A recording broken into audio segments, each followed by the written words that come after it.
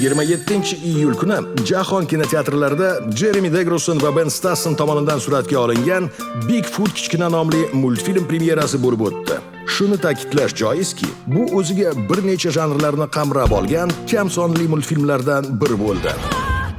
Kimsiz? Qanday aytishni ham bilmayman.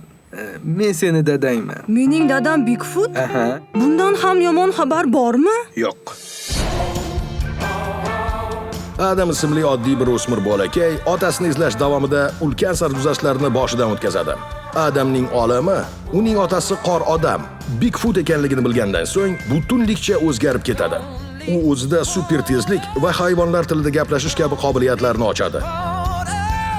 Adam otasini dushmanlardan himoya qila oladimi? Tayyormisiz? Doim tayyorman. Olg'a! Buni professionalga qo'yib bering. Voy.